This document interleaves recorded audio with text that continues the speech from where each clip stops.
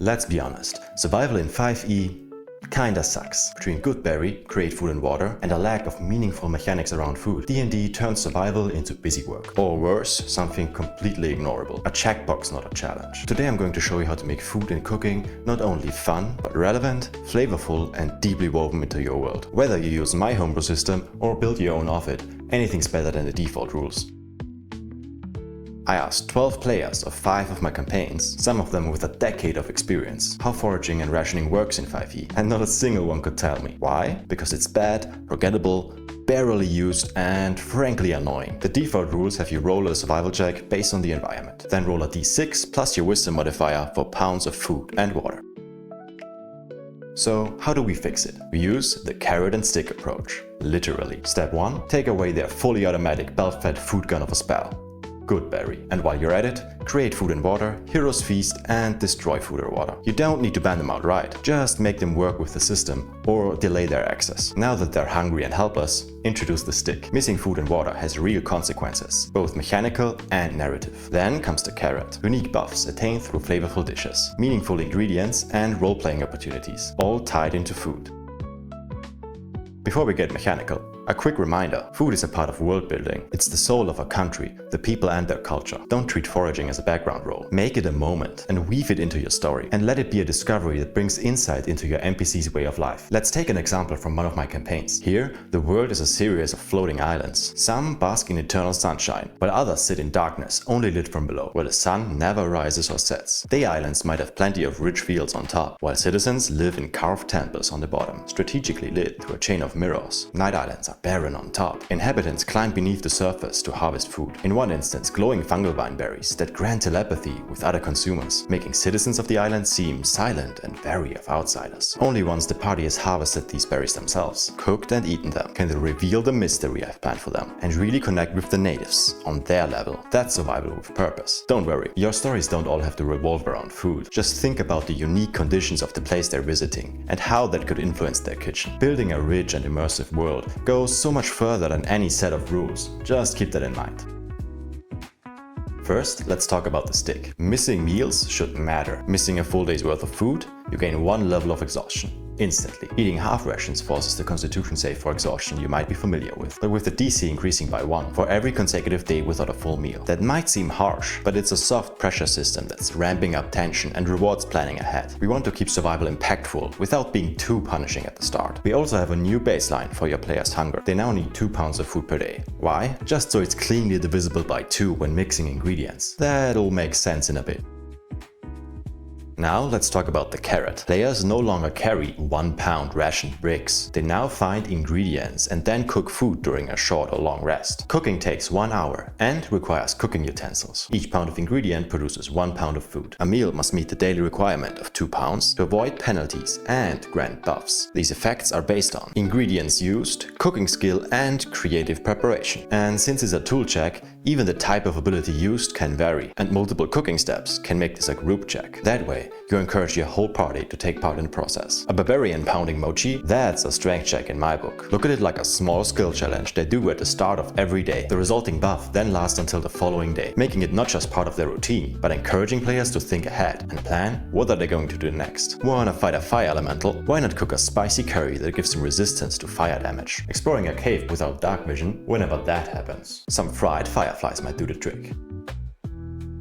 So how exactly do these buffs work? First, you need some ingredients. 1 pound counts as a half ration and gives no buffs. 2 pounds counts as a full meal and you're allowed to use up to 4. The base effect is determined entirely by the main ingredient, which takes up at least 1 pound. This way you don't have to come up with a new effect every time they change up the recipe. You also add consistency into your system and add value to ingredients, making players enjoy collecting them, rationing ingredients with strong effects for when they really need them, and making it so they don't want to waste them. Each unique complementary ingredient adds a +1 to the cooking check. However, not all flavors mix harmoniously. Clashing ingredients apply a -5 penalty. This way, Players don't just mush together as many ingredients as possible for a stronger effect. Just make sure to stay consistent. Keep a list of all ingredients you have given them so far, and if something doesn't go together, make a note. Also, give them a bonus for creativity and skillful use of special preparation methods. This is just a hook for you as a DM to reward creative recipes or cooking methods, like frying some chicken over lava. So the final cooking check boils down to the ability check plus proficiency if they are proficient with cooking utensils, plus bonuses from other ingredients. Clashing ingredients apply a -5 penalty, and optionally some points for creativity. The final value then determines the strength of the effect, while its nature depends solely on the main ingredient. But before we get into those, let's talk about what has slowly become one of my favorite parts of this system. Tracking food spoilage might sound annoying, and one might be tempted to ignore tracking expiration dates overall, but that might be a huge missed opportunity. Here's why. Not only does preserving food give your players another chance for creative thinking, like when my players smoked fish inside their hot air balloon, it also prevents hoarding and forces players to eat local dishes, making them experience food culture. Preservation is simple. Dry fruit, salt fish, cure meat or pickle veggies. Just treat it exactly like cooking. During a rest, roll with cooking utensils against the ingredient DC. We'll get to that in a second. On a success, you can ignore spoilage for that ingredient forever. Now this is the exciting part.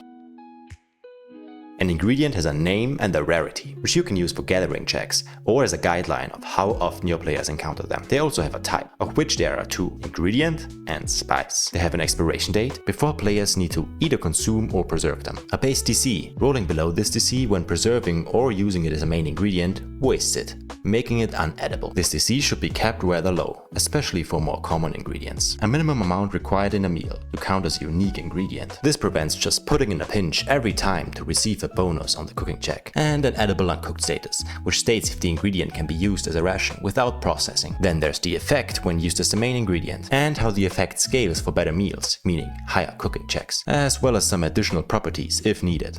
Let's take a look at the most basic ingredient: white rice. When used as a main ingredient, rice increases max HP by a small amount. With a cooking check of 5, this ingredient grants +1 max HP, and an additional +1 every 2 points by which you exceed this DC. Poor Meal states that if rice makes up more than half of a meal, it provides no positive effects and only prevents exhaustion caused by starvation from level 3 or higher. This way, you can't just stuff your face with the cheapest ingredient during a long journey where you don't need a buff. Let's also take a look at the most basic spice: salt. Most spices won't have much special about them. It's more about having more things to spice up your dish and thereby increase the cooking check. Spices are measured in uses, not weight, can't be used as main ingredients, and don't add to the weight of the meal. Or your player's inventory for that matter. With a more complex system, you have to simplify wherever you can. Now let's take a look at something more interesting. Gator meat, which grants resistance to poison. How this resistance takes effect is determined by scaling. You can think of so many fun buffs that fit a certain ingredient, and since only one can be active at the same time, it kinda balances itself out. Unlike giving your players a mountain of potions, which they can all hoard until the final boss fight. And if you run out of ideas for passive buffs, give them active ones. One-time uses of spells or abilities, like this one. Cloudfish has the sashimi property. It has a different effect when used raw and unprocessed, which for fish means eating it on the day you caught it. Normally, it lets you add a D4 to a failed attack roll or saving throw. Raw, it also lets you do this with an ability check. Scaling increases the number of uses per day, where for spells, it might increase the DC. I already mentioned fireflies and fungal vine seeds, and I could show you so many more, but you should make up your own ingredients, made to fit your world. The system is made to enable your and your players' creativity, not bog down your game.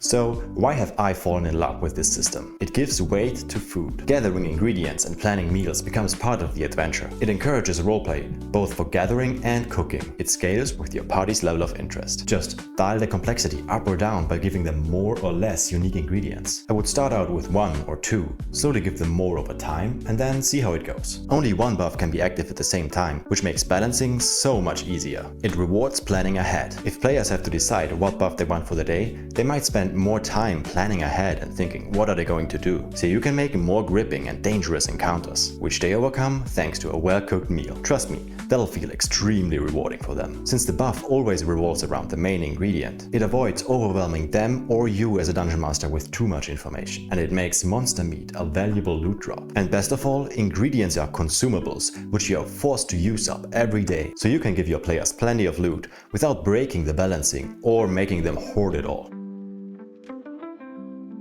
Are you tired of ignoring rations? Sick of pretending that Goodberry fixes everything? Try a system where food matters. Don't worry, you'll find a PDF summary of the rules in the description. It's part of a 50-page homebrew compendium with subclasses, races, spells, rules, and this cooking system. If you want to see more, let me know in the comments. You can like and subscribe, but most importantly, let me know what you think. Even if you hate the system, I'd love to hear why. Thanks for watching, cook with intent, eat with purpose, and see you another day in another dungeon.